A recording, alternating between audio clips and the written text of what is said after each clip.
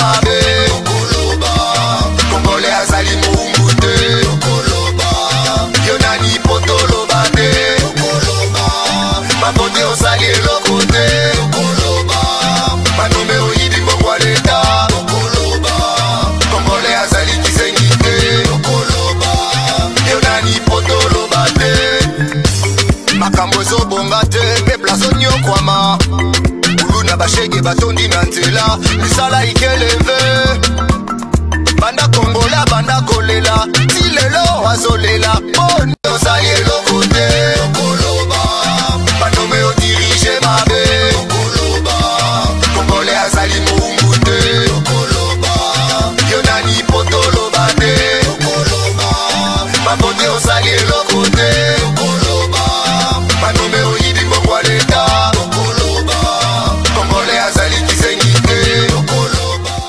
mbote na bandeko nyonso bozuli baku ya kolanda biso na tongo ya lelo tolobi ete makoloba ezali ebele na mboka na biso boyebi na otali actualité politique ya mboka bakongomani nyonso bozwami libanda ya Congo bandeko na biso bozwami na kati ya 26 provinces ya République démocratique du Congo boko tala na bokebi makoleka na cour constitutionnelle boyebi ete maponami ya 2023 ba candidat déjà bayebani na otali présidentielle 2023 élection présidentielle ndenge to ba bandeko baladi ba candidat bazali 24 wana bazali retenu bandeko baladi na cour constitutionnelle to kozela toyiba ekosuka wapi tolandi na bokebi na kolandama na o Noël Tiani a déposé comme requête pour la invalidation ya candidature ya Moïse Katumbi bolanda ki bino moko mai bazali ko reprocher na Moïse Katumbi na ngambo mosusu cette kukuni yepe akomeli cour constitutionnelle pour na kotalisa na o Italie mwana mboka Félix Tshisekedi Tshilombo to yebite ekosuka wapi pepe na ba candidat misusu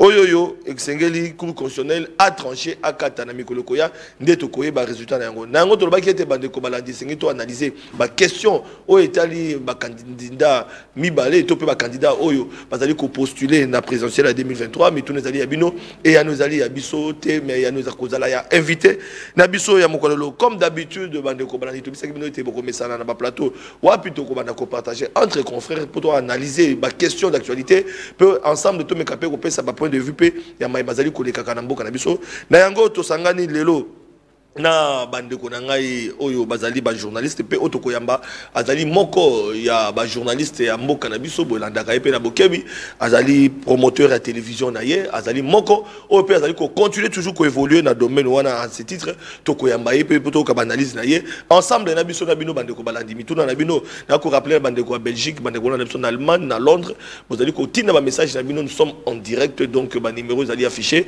beaucoup comme na biso na WhatsApp bandeko na biso ba ko répondre na mituna na bino. Alors sur ce plateau tozali elongo na mwana mboka Paul Tosuwa mokambi ya télévision patron ya télévision oizalaki Wemsa TV lelo komi bakinwa balobi TV elongo na ye tokobeta biloko mwana mboka Paul Tosuwa na ko rappeler à part Mupanzi Sango zali pe candidat na maponami ya provincial na Masina tona se trompé boyi malamu mwana mboka Paul Tosuwa papa Sentinelle bana funa bana lukunga nyonso bokanisa.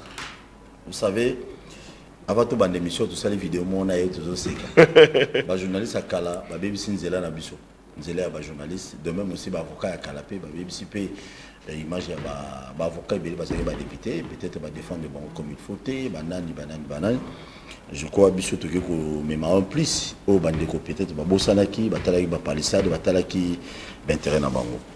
Je suis très content les lots de partager ce plateau ensemble bon biso na biso ba pandi sango ils ont une bonne chose bien que tout ça mingi penché na Italie mambo politique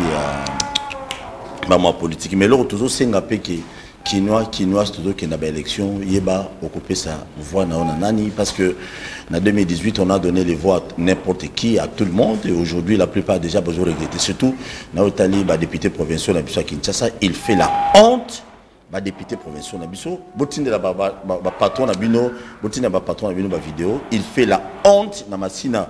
On a des problèmes sérieux aujourd'hui muta lobi la marché de la liberté à Zalaka sous-souté eza ba payane ba mokumbi la marché de la liberté bazo lia mbongo bazo kabola du matin au soir ezo kuma ndenge ezo kuma mawana lobby kuna dans une année marché de la liberté on a et comme même à table étalage on a tobosa na biso yo kufa nyonso. Le problème est assuré na niveau tchango mes gestion totale là je ne peux pas au quand me reporter le bilan on est qui après mission les gens vont appeler vont me menacer va porter plainte.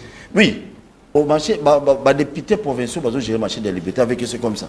Comme justice, ils ont union sakine, ils ont boulé. Donc, ceux qui ont décrié le roman pour la gestion du marché de la liberté, on a bon, là, je ne sais pas. Non, je ne saurais pas citer. Oui, mais on va les citer au moment opportun. Parce que le comité de gestion a déjà composé un délégué à députés provinciaux. Surtout aujourd'hui, Magambo est la sécurité, la machine, n'en parlons même pas.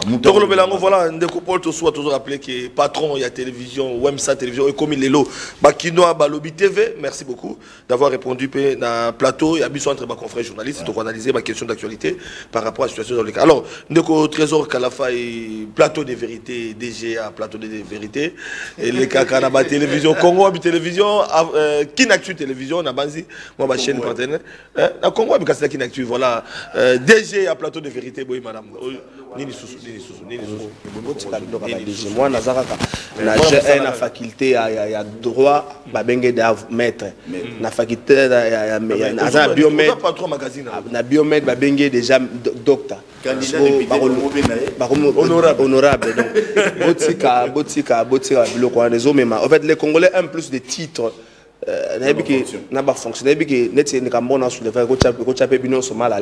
Comment vous expliquez que l'IGF a un service chargé à communication? Sur le temps que l'IGF a un service, c'est parce que tu as dit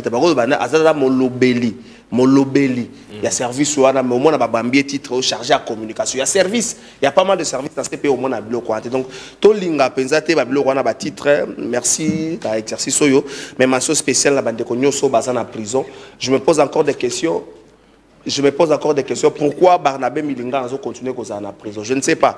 Est-ce que peine naïe, à ta peine naïe, silité, mais ça n'a pas tout sous Bazaki reproché, n'a pas fait un peu plus grave que Barnabé. Pourquoi Barnabé continue à être en prison? La dernière fois, on a en prison à Monaga, c'est vrai, on a mental à ma casse, mais pourquoi Barnabé continue à être en prison? Pourquoi pas requête à Mike Moukeba, Bazou, cours constitutionnel pourquoi pas requête à Mike Moukeba et cours constitutionnel à traité en côté? Pourquoi requête à Mike Moukeba et cours constitutionnel en côté? Je préfère la souka na bande comme balana poani Barnabé. Oui, Stani Boudjaki rappé. Bon. Il faut que ça norme n'est si kanango. Ce qui norme exacte, merci beaucoup na bande ko Régis, Stani Boudjaki rappé. Ce qui norme exacte makamo belé ko dira. Nengo tambola na Kinshasa. Mike Mukeba be bozo langa na nengo tambola makala. Nengo tambola Mike Mukeba yewana. Donc pourquoi requête na cour constitutionnelle zo oumela? Pourquoi ils ont oumela? Est-ce que encre pour na mwina bandele za ko papier zo ezate mikolo mbonga encre ezate pour na osala sisi? Est-ce que encre ndezo zanga? Merci beaucoup. Donc ça va clair na bande ko na sous salikamo. Est-ce que le général, le commandant à ville province ya Kinshasa, le commandant de la police est satisfait na temps à sali? Il a aujourd'hui plus de 100 jours, je peux dire. Est-ce qu'il est satisfait dans Moussala? Biloko Hôtel de Ville et Pekisaka, notamment Camio et Kumbaka va vécu là-bas. Il y a une circulaire Hôtel de Ville interdisant Camio dans la maison. Tout le monde sait que ça a cop. Parce qu'il n'y a aucune preuve de paiement. Il n'y a aucune preuve de paiement. Il y a 200 000 preuves de paiement et à police. Général, parce qu'il et Koulouna et Zongi Makasi partout. Ce qui est un problème, c'est que c'est un bon côté. C'est comme un ce et sécurité dans Kinshasa.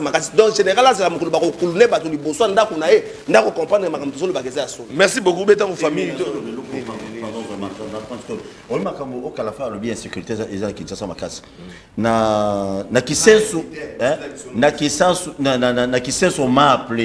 Il y a un groupe de policiers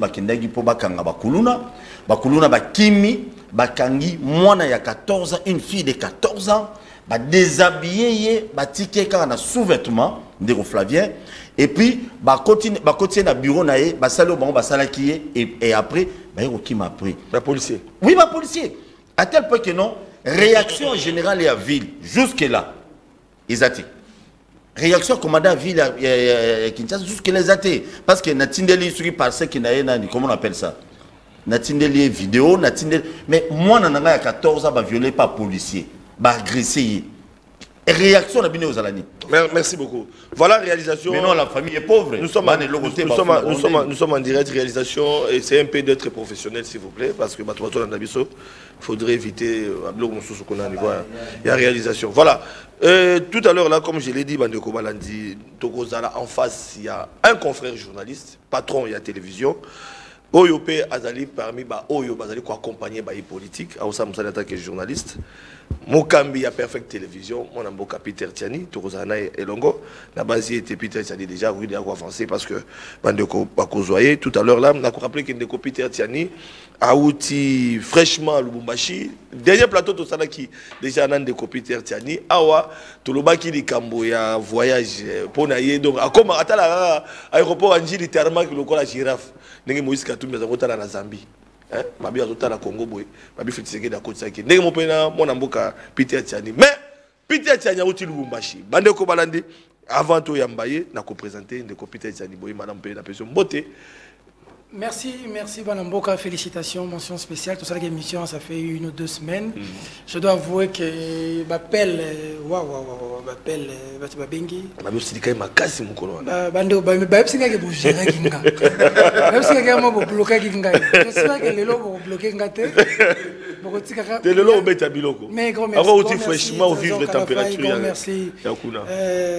Comme dirait la biso ya Changu, Porte Soa.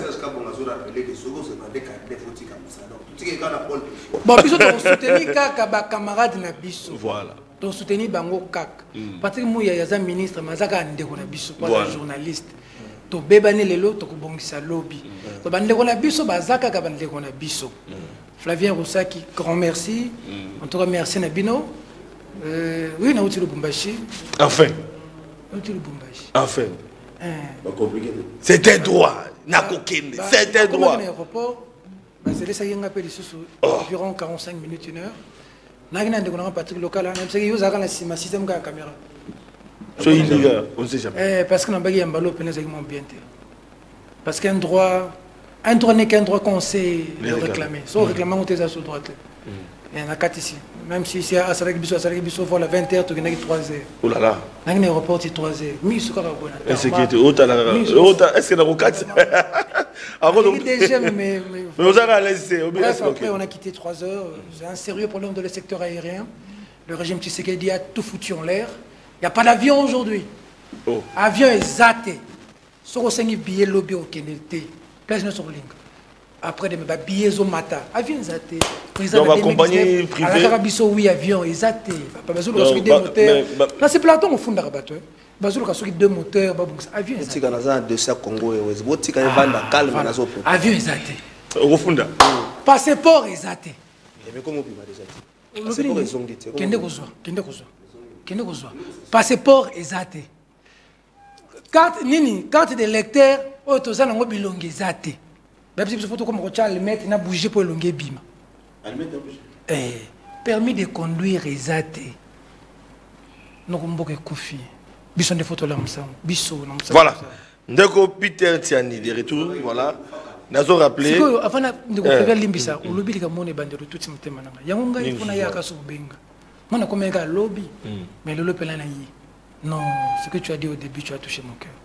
Sa dimension spéciale. Mon Mike Mukebai.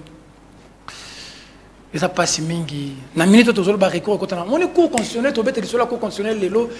Na zane belé a lo ba pour la cour constitutionnelle. Mike Mukebai wana. C'est des cours constitutionnels, Mike a côté ça requête ti lelo 6 mois. Ba qui par requête Mike ta. 6 mois dans cour constitutionnel. Et puis que na dossier Chérubin au Kende batanga cour constitutionnel. Ba lo ba que cour constitutionnel ta invitera Chérubin. Après débat comment na cour, na cour té. La cour a été essuyée, la cour doit être lavée aujourd'hui. Les gens ne se rendent pas compte. Nous qui avons fait la communication, bah Congolais belé le lot. Dossier moko bimia wa document bimi ya stani. Ba le document ya stani, muta bimisa kengo, nous ka jana fuka bimisa document. Gouvernement le document les lokuta ya ner. Nakati ngeno bazol ba ke Chérubin zaki na cour constitutionnelle après ba bomier. Ça dit cour le lot azala ba charge belé na mutu. Cour il faut se laver. Cour il faut se laver. Moutakufa comme les chérubins au Kende, Nani, porte-parole ensemble, bras droit à Moïse Katumbi, Akufa. Azalaka invité na cour constitutionnelle. Même cour où on a trouvé des solutions dans les Kambouya, requête ya Makambouya validation Moïse Katumbi. Mais na zone Kebaï, atika na cour, voyez. Maza Mobali. Biso to pona nzela ya pasi. Nzela ya boloko, nzela ya cimetière. C'est difficile parce que deux fois ma femme n'aime pas que je dise ça à la télévision. Mais c'est un état d'esprit. C'est des choses que nous allons affronter.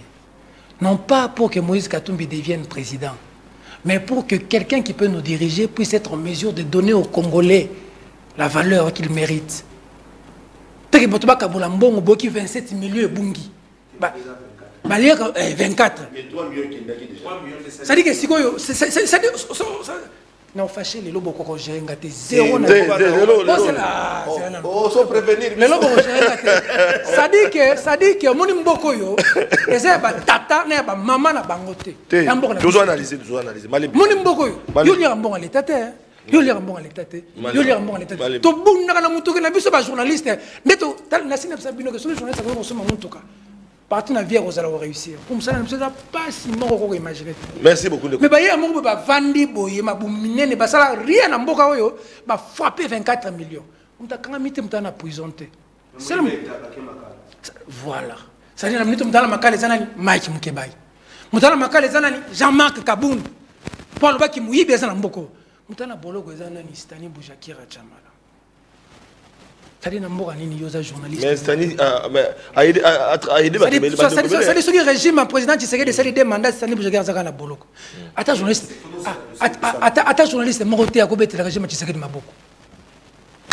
Kaya Stani, journaliste, mais il a beaucoup communiqué pour le régime. C'est-à-dire Kaya Stani Boujakira, Bissot tout. Il a beaucoup communiqué. Kaka pour la Kaya Stani Boujakira, journaliste. Article 14, il y a déontologie dans Bissot. Éthique et déontologie, c'est une Bissot solidarité. Ah, nous Stani Boujakira Bakangia Sani. Mais n'oublie pas. Stani Boujakira Bakangia Sani. Avant d'oublier. Journaliste aujourd'hui. Stani Boujakira Bakangia, Yeb Sanga Sani. Oui, c'est ça le problème aussi. Balobi Stani Boujakira, tu as la directeur à presse présidentielle. Place à où tu as Yebakate. Tomba Flavien a bino bozo bundana Félix. On va à ça y est, ça là quelque part, c'est pas. C'est une précision détail. Place à Outate. Au moins Eliezer Tamboy. Au moins Eliezer Tamboy. À certains sur la position na Yengai. Le long na CP la position Eliezer Romoso. Mais na dernière minute. Au moins mieux vaut tard que jamais. Pour ne pas master na ngai. Eliezer to Kembi na régime Tshisekedi. Papa to Kembi. Mais Moutoumoko Baye na TV directeur presse présidentielle, nous avons suffisamment d'éléments que Stani Moutou à ça qui article la Jeune Afrique. Abimsi c'est créer instruction. Stania Robima. Stania Salé Loroté. Personne n'a dit que ça. Azana Boloko, injustement. Voilà, merci beaucoup. Faut pas libérer. Voilà. Akobima. Merci. Il a tout mon soutien. Et enfin, est-ce qu'Adel a maladie? Est-ce qu'Adel a maladie? Dans le bagage Nabino Awa. Salomon est malade. Dernière vidéo, voilà, merci. Des médecins ont attesté aujourd'hui qu'il.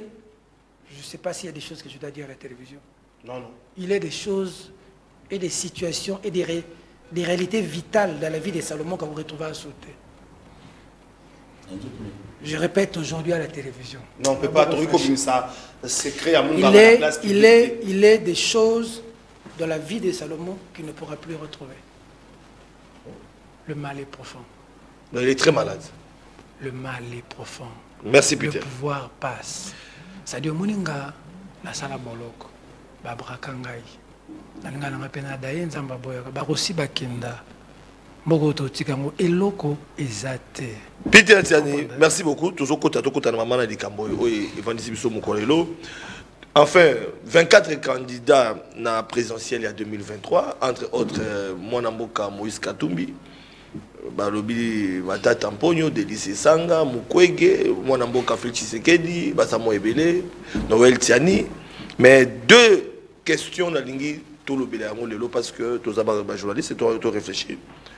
Tout l'année cette kikouni au père côté requête na cour constitutionnelle pour na kolobela témoin na mboka Félix Tshisekedi na élection les cas qui azalaka na kombo ya voilà cette kikouni est là voilà merci il est candidat président et puis azalaka candidat président na maponami il y a 2018 atalisi à l'endroit mon amboka fait Tshisekedi était Tshisekedi a bengamaki Félix Tshisekedi na élection il y a 2018 mais ma ponami oyoyo Félix Tshisekedi comme Antoine Félix Tshisekedi Tshisekedi Chilombo Félix Touro est comme Tshisekedi Chilombo Félix Antoine. Voilà, précision détail. Alors, comme on a été débat, il faut pas valider Félix Tshisekedi dans la présidentielle. Moïse Katumbi, dengue mon copain, Moïse Katumbi, a continué toujours à douter de la nationalité de Moïse Katumbi et que Tshisekedi va arriver. Alors, des questions là. On peut préciser. Noël Tchani a dit Moïse Katumbi a information on dirait Azouaka nationalité Moussoussou. Au-delà de la nationalité congolaise. Attendez la nationalité jusque là. Parce que la nationalité congolaise est une nationalité. Alobi azo douté. Non, il faut tout ça préciser, il faut pas comprendre Noël Tchani alobi. Alobi te azo douté nationalité d'origine à Moïse Katumbi. Alobi azoaka nationalité Moussou. C'est-à-dire la nationalité congolaise une exclusive. Donc il y a celle qui nango peut-être pour des raisons d'affaires ou des raisons Moussou azoaki nationalité. Merci beaucoup. Bon éclaircissement. Alors Peter Tchani, nous sommes devant un débat où le bâtiment soit analysé le mandat, on va réfléchir. Yo kanisi boni. Merci Namotuna. Monsieur Minene besoin de bâtiment sous tanga ba comboter. Nini sous. Car je suis très mal placé à parler des pervers sexuels et des pédophiles.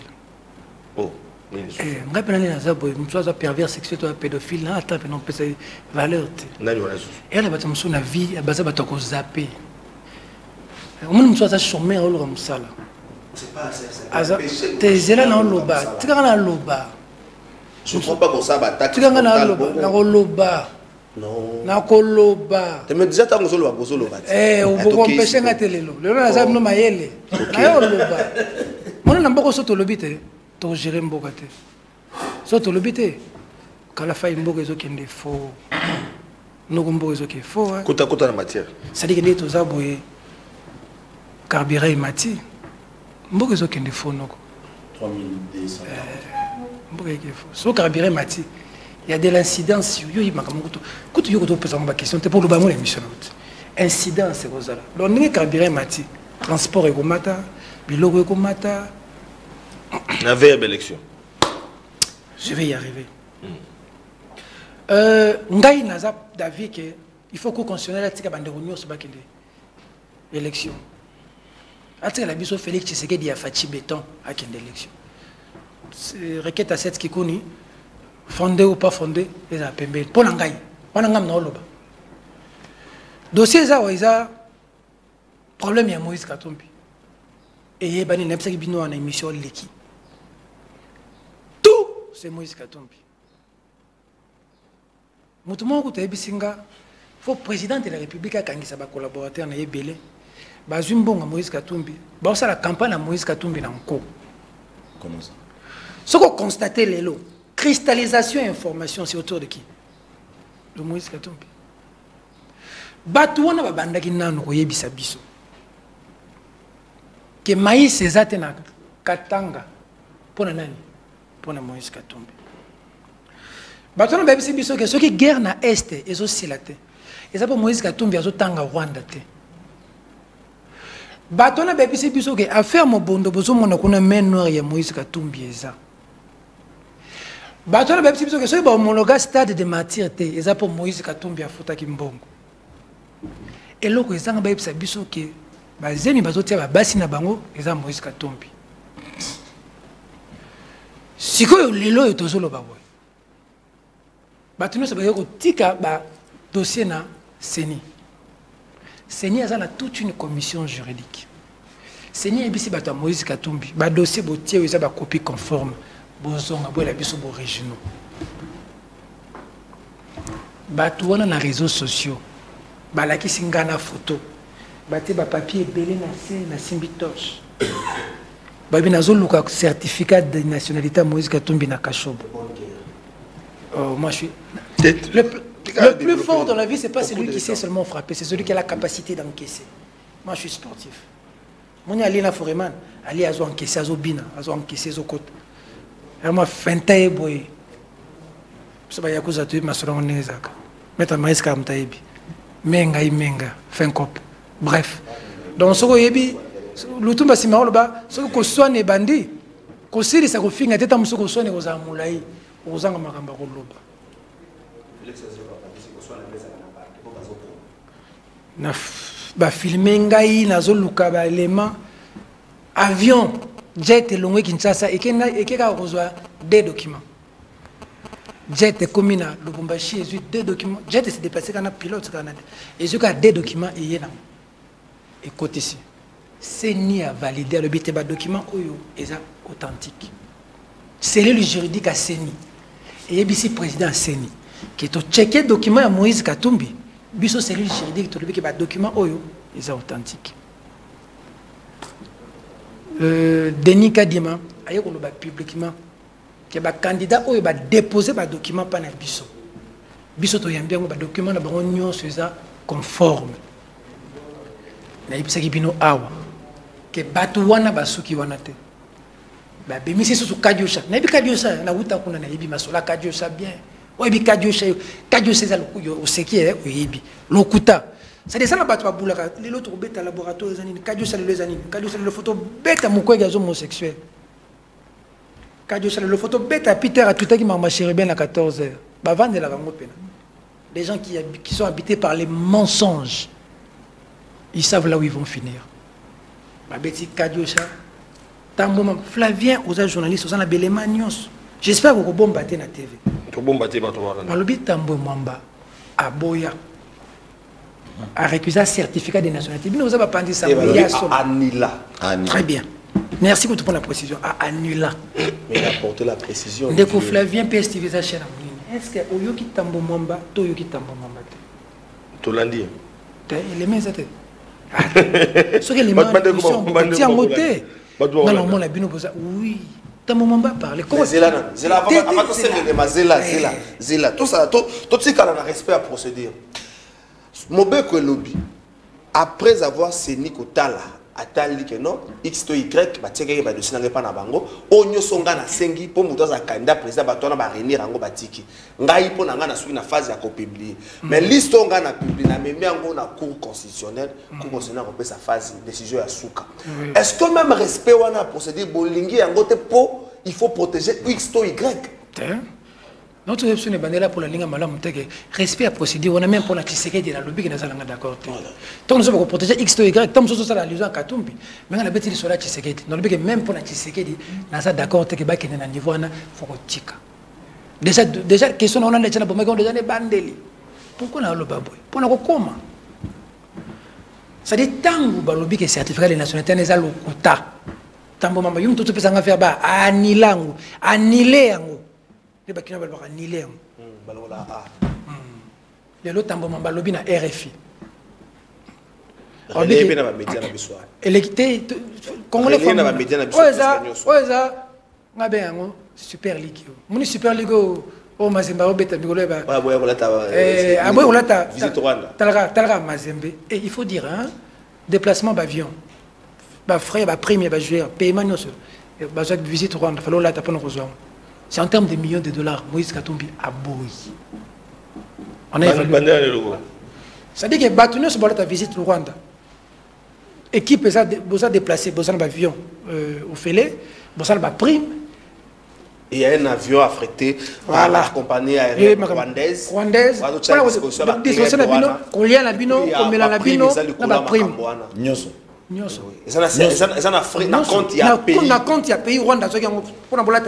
Mais Moïse Katumbi a boy. Ah, Moïse a boy. Un seul club où il y a beaucoup de visite Rwanda. C'est un club congolais.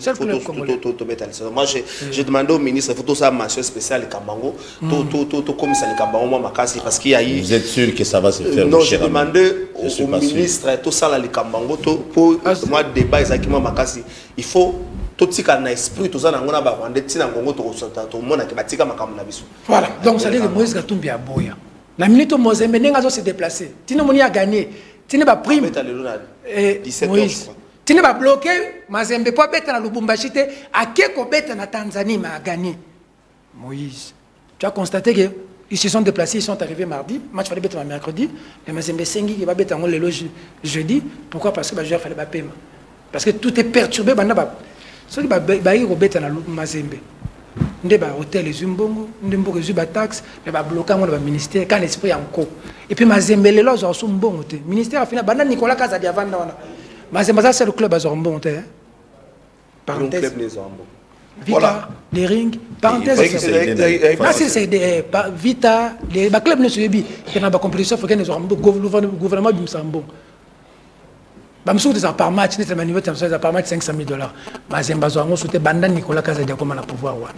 Parenthèse fermée. Mais je reviens maintenant à ce que nous disions à la Cour constitutionnelle.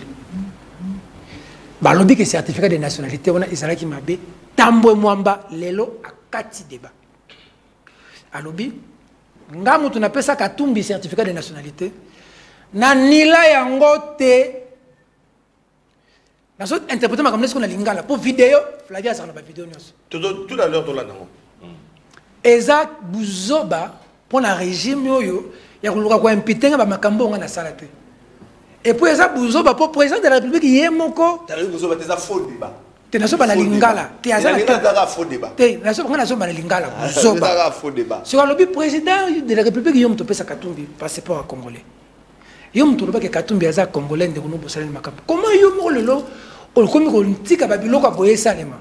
Na pesi yo toli président de la République ngata mbo mamba. Ngam to landa Moïse Katumbi. Mercenaire ngai. Oh, na Italie azoki passe nini nationalité ngai tambo mamba. Tant on a vérifié na Italie ville ya Italie et comme la bisoki atira aux nationalités na mboka la biso ate. Moretti avocat ya Moïse Katumbi le laza ministre de la justice na France vidéo eza zela papa na ki koloba vidéo eza Flavia za na vidéo Tozo bana na vidéo ça dit que ne tozo sur la lelo boy dossier à certificat de nationalité sili voilà na minute dossier à certificat de nationalité sili ba bimisi dossier mususu moni on peut tout dire de Perrault ngai na za na premier on a d'accord te na Perrault et Perrault c'est Perrault Loire. Perrault Loire comme et bon on a Perrault Loire na TV na n'habite Perrault donc yo ne so comme l'exil le au cas où si aux camarades nga donc nenga ndeko za na passe ça n'exil na za na kisasa nenga so beta babonga na poto na yamba bokechu vena nga bokechu to yambana babisa na koya na Kinshasa te na ba na koya bana wanga na bakama Perrault c'est mon ami Perrault est allé en exil parce qu'on avait porté plainte na Perrault na nanga par un ministre ngana hier na kisasa Perrault qui exil. L'homme doit payer les prix à régime. C'est ce qu'il dit. Pour ce que Perrault était gérable. Ngai passe na ngai et ça ton Perrault, asa la mutu moko boya sekwa ka ya mona psaka passe na ngai. Et Perrault c'est. Mais ce qu'il faut savoir Perrault a bête ka. Sur Perrault le bili kambu 80% ma Perrault le bazar so. Perrault le bili que deuxième la minute à salir. Moni Kadiusha. Certificat de nationalité Koufi ta momamba uti ko bomango lelo. Baké ko sala document na DGM. La DGM na biso. Que Moïse Katumbi a sorti visa d'établissement en 2003. Document baké ko lobby la butu bakabla Perrault et salaka. Baké ko soit déjà la DGM ba Perrault ko tanga na biso batango.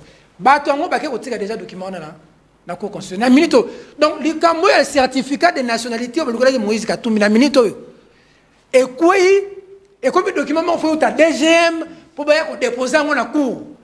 Quand tu vas seulement pour les camarades kiti et le monde qui zapi ça dit aux hommes nga Congo voilà soufflez voilà toke na ngamba réalisation ba TV za doté to landa élément oyo totalisa nationalité topé ba question liée na nationalité Moïse Katumbi topé na ba document ba certifié ou pas bolanda kuna na réalisation ba ndeko ba TV za doté République démocratique du Congo, où à moins de 2 mois de l'échéance présidentielle, Alexis Tambwe Mwamba referme le débat sur la nationalité de l'opposant Moïse Katumbi. L'ex-président du Sénat, ex-ministre de la Justice sous Joseph Kabila également, assure dans une interview exclusive accordée à RFI avoir délivré un certificat de nationalité congolaise aux candidats au scrutin du 20 décembre prochain. Un certificat jamais annulé, dit-il. Pour Alexis Tambwe Mwamba, c'est un faux débat. Il est au micro de Pascal Moulégois.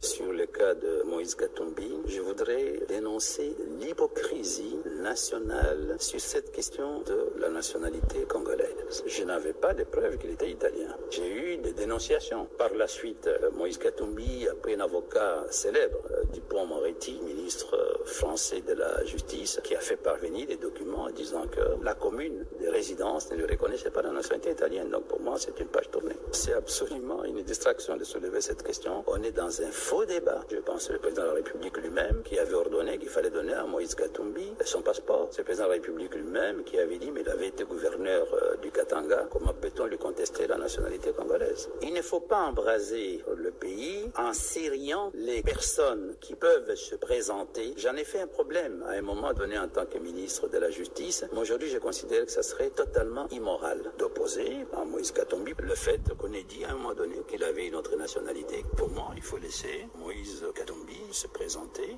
Les propos d'Alexis Tambwe Mwamba, la Cour constitutionnelle congolaise doit encore statuer sur les 24 candidatures validées par la commission électorale pour le premier tour de la présidentielle qui aura lieu donc le 20 décembre.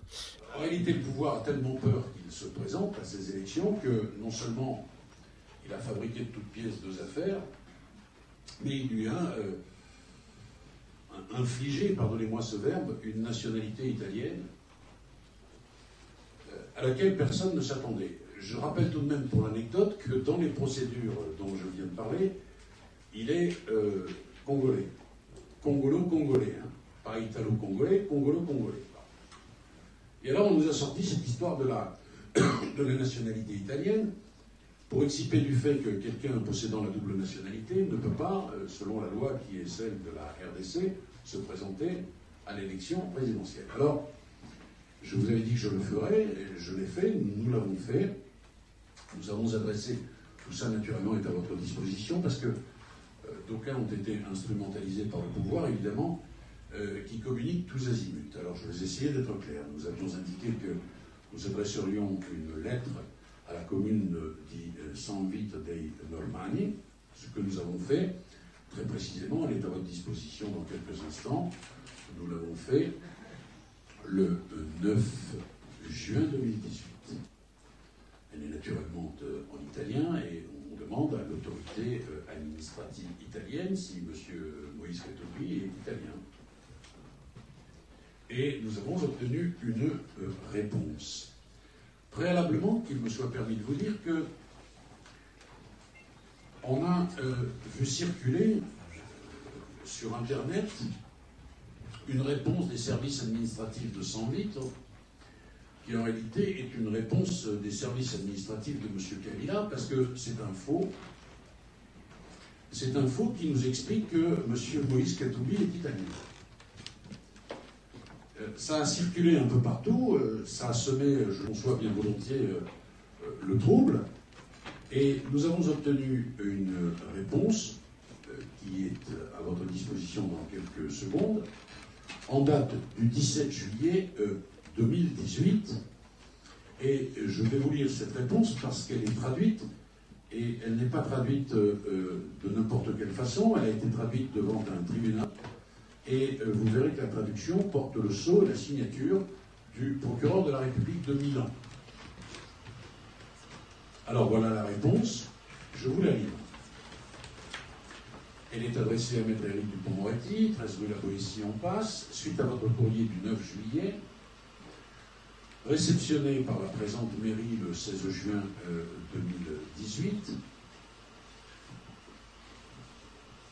sous la référence 1500, etc. Je passe. Je me permets de vous signaler que nous ne pouvons fournir aucune information quant à la nationalité de M. Moïse Katumbi, en ce que celui-ci n'est pas inscrit et ne l'a jamais été au registre de l'état civil italien. Pour les mêmes raisons, il n'est pas non plus possible de fournir des informations quant à la nationalité de Moïse Katumbi. Alors, vous savez, il y avait Moïse Katumbi Chapoué et Moïse Katumbi Dagnano, n'étant pas lui non plus inscrit sur les registres susmentionnés. L'autorité administrative italienne va plus loin. Il est de plus précisé que l'administration municipale n'a jamais mis à disposition de tiers de documents concernant la nationalité des dites personnes. Ça, c'est pour ceux qui circulaient sur la toile, et n'a jamais fourni d'informations ou de données officielles à leur égard. Et enfin, qu'on se le tienne définitivement pour dit, Les informations diffusées par voie de presse à propos de M. Moïse Katumbi, Daniano et de la ville doivent donc être considérées comme fondées. Voilà. Tu kolanda ba élément mi balé moi na mboka Peter Ntiani au résumé en quelques minutes message ningi le kawana peut-être la avocat français Moretti dans la kimia. OK nangina lo banana bande ko la régie chaîne za Patrick Tio camarade nanga mokolo ba kangaki PSTV ngam tu na bengi ministre Flavien Yolo ba makamso ate ba yebi déjà bengi ministre Patrick Mouyaya to kindara pena bengi yo to kepa comme on ministre même c'est bokati PSTV chaîne ya camarade nanga Patrick Tio. Donc, nous avons fait TV, journal na 12 heures religaté. Nous avons examiné na TV à camarade dans Patrick Thieu. Bon programme. Ça dit Quand on est essentiel. Il fallait que nous nous réagi ba yebake. Il na ça Patrick Thieu avant dia. Voilà. Justement avant de passer Maloba parce que ils ont élément dans Souka Tokolanda arrivé à mon amboka Moïse Katumbi na Lumbashi pour landa pe vidéo moko ya gouverneur Kasai à tolo par rapport à ma première ministre qui est dans Kasai central bande ko baladi na base te belema mi balé wana to kosangisa ngo juste après ko pesa mon amboka Peter Tani Maloba to kosangisa belema wana parce que to ke malé na Souka Peter a osala pe moi analyse parce que a outil Lumbashi a comme ça sous température. Alors, moi, je Peter Tani. Voilà. Ici, le plus important, il ne faudrait pas que Bande Konabiso soit le président de la République. Bape sa impression. De Paul Toussoua. Bape sa impression que Bazobanga, candidat numéro 3, président ensemble Moïse Katumbi. Candidat numéro 3. Candidat numéro 3. Pour aller dans le lobby, bon. Les lois autorisent le certificat de nationalité. Ah, on est tambo mamba uti ko kwei sango sikoyo kadio shawane kwei babimi c'est loko mususu Moïse Katumbi document esalemi na DGM selon confrère na biso Péro Loira oyo ba information na ye mingi ezaka solo que Moïse Katumbi azalaki na visa d'établissement en 2003 ya Italie mana sepelaka na ndeko mo kala fai na ndinga salaka makambo na bosembo no balika moko tango ba fundi yo pona likambu songolo de Kalafay. Bamoni que les Cambona eza lokuta. Est-ce que bakoki ko yana ko bakiselo ko mususu o eza na rapport na likambwana eza la raté.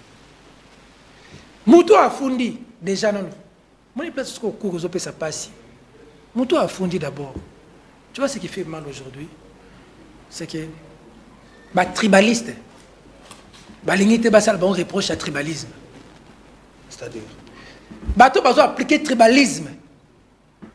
Bango ko sala mon remarque te soko lobeli tribalisme na bango ba ko lobaka yondo za tribaliste to mona te na mboka na landi de vos qui toka zoloba ministre on ne refuse pas que les gens peuvent être compétents mais est-ce que ministre de la justice Parce que Kassayen, ministre de la Finance, Kassayen, président de CENI, Kassayen, vice-président de l'Assemblée nationale, Kassayen. Mais le pouvoir aller dans le moment Kabila, il y avait aussi des choses comme ça. Alors très bien. Le bien, Katanayo, le bien, aux allants en place. Le bien, ce que pour nous, c'est Kabila. Ce qui est bon, c'est un modèle, il y a Kabila. Peuple a réagi, qui n'est pas Kabila. Peuple pas au Bengala Bango, parce que to Bengala qui Kabila, pour Bango, c'est différent. Mais Bango, c'est que c'est net Kabila. Bango, c'est Kabila comme modèle. Donc, c'est que Bango peut faire Bengala Bango, to Bengala qui Kabila. Voilà. Mon Bango, Bongo, pour passer à Peter en face. Bozana, président Seni, Kassayen. Ça, c'est Devos qui le dit. Président, il y a Nicolas Kassa de financement Seni, Kassayen. Président, ministre de la Justice, Kassayen. Gouverneur de la banque, Kassayen. Président de la Cour, Kassayen. Tu la requête contre Moïse Katumbi, Bazami Balé, Baron Balé, Kassayen. Ministre de l'Intérieur, Peter Kassadi, Kassayen. Ministre de l'Agriculture, Kassayen. Bon, ça va. Chief Wadi, requête, Yaliboso, Kassayen. Tiani, Kassayen. Tu vas autour à chef de l'État. Tu vas de mon compte. Bango moko na Kassayi basalene. Na Kassayi mboka na bango moko. Parce que biso to ça va congolais mais to ta net ngana za kino. Ni ya Kinshasa, Kanda Kinshasa, na melaka na Bandal, na melaka na Gombe, na melaka na Bon Marché. Na ibi monga na kin. Kimbuta chango. Ah, na kanisi de Komadilu. De Komadilu jano. Pour la za kinois. Ah, les léopards. Quoi n'a pas mais n'a congolais. Comment bino bato place moko kaka. Ce qui biso to le bien contre un tribaliste. Ce qui mukeba le bien à côté boloko. Ce qui Daniel Sefo le bien bolandi ya batami. Mais gouverneur moko qui a cassé central. Le bien tient les mains. Il va propos à tenir. Total. C'est tout. Alors bien que Total. sur la cassé central, seul muto chama koluna Tshisekedi muso ko mekate. So meko zo makamna yo. Na mboko yo so au sali au lobeli tribalisme. Aux gens un problème, faut tika. Mais nous devons aider le président de la République. Pourquoi? Pourquoi? Je viens du Katanga.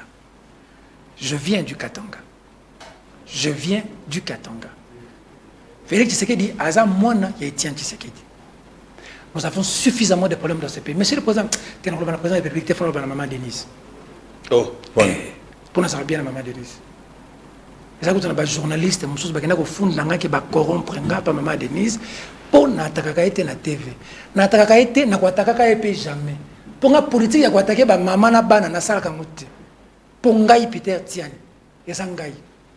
Ce qu'on a un problème là, président de la République, je dirais comme le Félix Tshisekedi, on a un problème là maman Denise. Message. Ça c'est moi. Message à maman là. Pourquoi je dis ça du fond de mon cœur? Ça je peux te dire. Joseph Kabila est en train de vivre ici après son mandat. Félix Tshisekedi doit vivre après son mandat. Si quelqu'un a une élection, Félix Tshisekedi a l'occasion, il y a qu'on laver l'élection en 2018. On a entaché dans l'irrégularité pour le compromis à l'Africain. Tshisekedi a gagné à tricher. Félix Tshisekedi a gagné à Congolais, le ministre, le président français, il a compromis à l'Africain. Oh, Fayoulou a gagné. Le président de la République, il a un moyen, il y a qu'on laver l'élection en 2018, en 2023, qui va organiser de bonnes élections à Bétipé Moïse Katumbi. Et l'avait président Paleki. Il ne faudrait pas épais cette impression que le Moïse Katumbi est imbattable, il faut affronter, il faut qu'il soit de côté. Pour message à collaborateur et à président de la République, il faut que ça et merci pour le plateau pour Pessingaï. Président Félix Tshisekedi, na TV, dans mon vidéo sur les réseaux sociaux, il le président Félix Tshisekedi, au salaire nini, au vivre président Bingaï, à l'instant, nous devons vivre dans le bon où il y a moi, c'est maman Denise. Batu Batombo qui va nous critiquer le président de la République. Mais moi, j'ai compris autre chose dans ces messages. Le président disait que ma femme que vous voyez là aujourd'hui, qui est première dame, hier. Avant qu'elle soit première dame. Oui, je sais, à l'époque, en l'opposition. À l'époque, en l'opposition. Le président disait que l'habitant là, ça qui n'a pas si. Ton là, ça qui. Maman, bosso mon alelo, azala qui n'a pas si. C'est comme ça que moi je... La femme qui t'accepte dans les moments difficiles, elle t'acceptera dans toutes les situations de la vie. Maman Denise l'a fait pour le président Félix Tshisekedi. C'est pour ça que j'ai du respect pour cette femme. Je lui dis, Maman Denise, Batobaza autour, il y a chef de l'État, Balingi Mokondité, Maman Denise. Preuve à Liboso, Mboka est président de la République à 2 mois des élections. C'est 27 millions de dollars. Salil Moussala 3 millions, Baïbi 24 millions. Pour l'anzélé à Kananga Moujimaï. Quand l'anzélé à Kananga Moujimaï. Ngaïté à l'ingéti chef Moutalobia. Ngaïté. Maman Denise, Batouana, ministre Moka de Kanate Valobi, Toza Bamiyibi. Bako Kima papa. Et puis à le bon Moujimaï. Bako Kima papa. Maman, Naouti Katanga. Je viens du Katanga. Vous êtes des confrères, chers amis. Nous sommes obligés d'alerter l'opinion. Il y a un ça ne va pas. Ça ne va pas, Ngoyani. Je viens du Katanga. Et là, je ne parle pas pour Moïse Katumbi.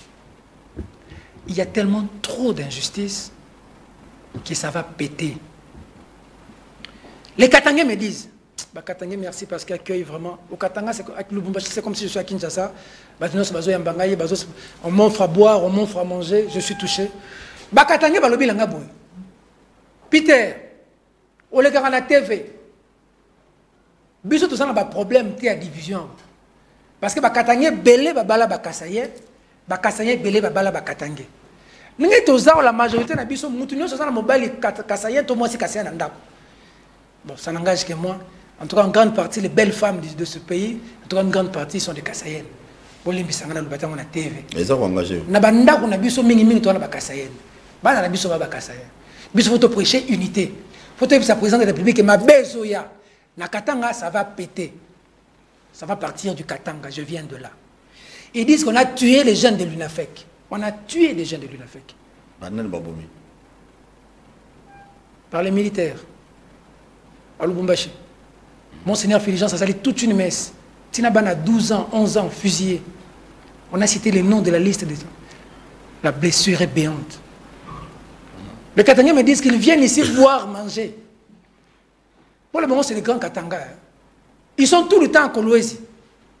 Fifi Masuka Saliboy, Bakamula Mama Wana, Bakamula Nyonso, Mama Wana, Bakenakaka Kolwezi, Bakenakaka Katanga. Vous aimez les Katanga, vous n'aimez pas les Katangais. Ils me disent ça. Peter, dis-leur que nous, on a besoin de la paix. On est marginalisé. Il y a un homme d'affaires là-bas à Lubumbashi. Toi, il dépasse, écoute, que ça, la réunion de Bossanda qu'on a eu. Il y a maison à eu. À Boyi, menacé. Tout ça, ça réveille des velléités. Et il m'a dit, va dire aux Congolais qu'on doit être unis, que les élections doivent être un moment de nous mettre ensemble. Mais... Si vous cherchez à disqualifier, si vous cherchez à disqualifier des candidats, soyez-en sûrs que nous, les Katangais, nous n'allons pas l'accepter. Parce que nous, ici, nous avons critiqué Kabila. Mais au Katanga, Kabila, c'est leur fils. Hein. Au Katanga, Kabila, c'est mon bango. Il dépasse ça biso. À côté de Sinanga Nakati, que Kabila, c'est Rwanda. Il dépasse à côté de Sinanga Nakati, que Mukwege, c'est Burundi. Il dépasse à côté de Sinanga Nakati, que Kamere, c'est Burundi. Pour bon, ça m'a cassé dans la nationalité. Il y a tout le monde. Quand même, sécurité. Mais nomination, il y a Edi Kapen, si c'est certain, ça va trouver quand même des solutions par rapport à Makambozo. Tu me rejoins. Qu'on nomme Edi Kapen, il n'a qu'à ressusciter mon Congobila. On prépare quoi? On prépare quoi? Parce qu'on sent qu'il y a une tension. Tu dois savoir que le camp Kabila n'est pas aux élections. Et quand tu vois John Numbi parler, tu vois Nanga parler, c'est Kabila qui parle. Ah bon? Oui. Agir par procuration. Ah oui. Et quand vous avez un Katangais qui lui accepte d'aller aux élections et accepte le chemin de la paix, vous voulez la paix. Nous sommes dans un pays qui bouillonne. Bandoundo, président de la République, Atali Kolomokolomokote, Bamobondo Bazobo. Est kuna, Bawazalen, Bakomiko Bunda, mais M23 ça. Vous avez tué des Congolais à Goma. La blessure est béante. Vous avez tué des Congolais au Katanga. Vous avez tué des Congolais ici à Kinshasa. Chirobin Okende venait d'être tué. Ajoutez à toute cette pression, avec les détournements qui sont au quotidien que vous faites. Merci. Pardon. Zela, pardon. Kokatra ide bo était Flavien Bakobaye. Non, tu vas faire fuir le fil d'idées. Ça veut dire que, avec toute cette pression qu'il y a, lorsque nous dénonçons les détournements à la télévision, c'est nous qui sommes menacés. Ce régime nous a insultés. Qui n'a pas été insulté? Vous avez un individu ou deux individus. Ils ont appelé Jean-Marie Kassamba. Ils ont insulté la maman de Jean-Marie Kassamba. Ils ont appelé la vénérable Tchalamouana, paix à son âme, qui a vendu la culture kassaïenne jusqu'à un niveau que nous savons. Ils ont insulté Tchalamouana. Ils ont insulté Christian Lusakweno, rwandais. Ils m'ont insulté Mbeboloné Zaka Rouge, Nazaka PD. Ils ont insulté Paulette Kimuntu. Ce monsieur appelle un général, officier, qui a sa mort à soldat, je pense. Un civil, un général, a menacé général, a bandu finga général. Il s'est fait appeler communicateur du chef de l'État, un certain Dino Truc. Ou un autre qui peut appeler un ministre en fonction qui s'appelle Patrick Mouyaya pour commencer à blâmer. Des kidams, je dis, hein, qui ne sont pas arrêtés. Ou une dame qui dit Mboka Oze Baluba, Oza Muluba Te Kanga Munoko. Bino na Este, Mutuna Bino Sara Biente Ba viola ba maman la Bino. Qui a été en prison? Tous ceux qui volent, lorsque nous parlons, c'est nous qui sommes insultés. Tu veux que ça continue? Dans le moment où un journaliste qui n'a rien fait, qui s'appelle Stani Boujakir, est en prison. Merci, dans cet environnement-là, il y a un candidat qui dépose en bonne et due forme sa candidature. Merci. Son collaborateur a été tué parce qu'il a été invité à la Cour constitutionnelle. Et lui-même, son dossier arrive à la Cour constitutionnelle. Vous voulez qu'il y ait des complications? Vous voulez la paix dans ces pays ou pas? Monsieur le Président de la République, vous êtes capable de battre Moïse Katumbi aux élections. Que les collaborateurs ne nous donnent pas l'impression que Moïse Katumbi est imbattable. Monsieur le Président, Bazalana Mobutu, même un cimetière, Bakima. Bazalana Raïs, pesa lettre d'engagement, signature, deux fois dans Batirimneti, Bantabala, même à Kingakat. Bazala, l'autre, Mira Kabila Babouki, Tobuni Bamote. Bazana yo. Monsieur le Président, Bautikayo. Bazalaka place Mbongo ezalaka. Merci beaucoup. Voilà. Ça, c'est des choses que nous devons dénoncer. Merci beaucoup. Nous avons besoin d'un Congo en paix. Les élections, c'est le moment où les Congolais doivent se mettre ensemble. Merci, DG. Pour dire Bissotoponi Tshisekedi. Merci. Bissotoponi Katumbi. Bissotoponi Mukwege. Mais l'élection, c'est un moment où Bissot a décidé que on peut pas faire John Numbi raison. N'est-ce pas Bissot Bengal peut faire John Numbi raison. Moi, je suis parmi de ceux qui pensent que Moïse Katumbi, Mukwege, Félix Tshisekedi, aller aux élections. Merci. Que alors, le Congolais vote. Toké Nangama réalisation, tout l'on a arrivé en quelques minutes. Il y a Moïse Katumbi na Katanga, peut un message au gouverneur Wana, Azaï Koloba, parce que toujours le bilan mais bande Kuboyoka, bon toujours pour clôturer émission. Alors, tout le monde Nangama réalisation énergie, Lelo.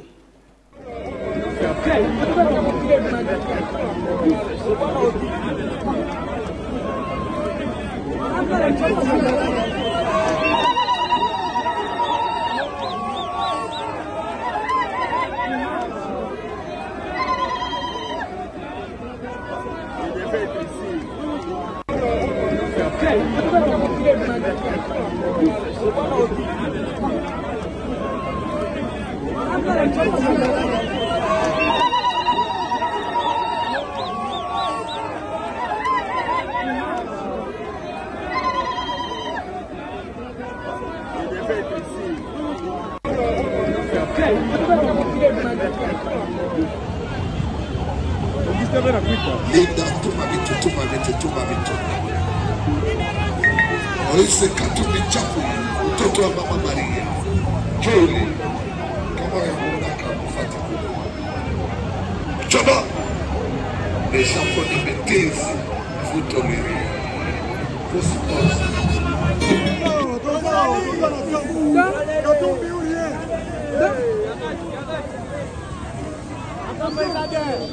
Donc, pour la Cour constitutionnelle, on l'a dit. Pour la Cour constitutionnelle, parce que la Cour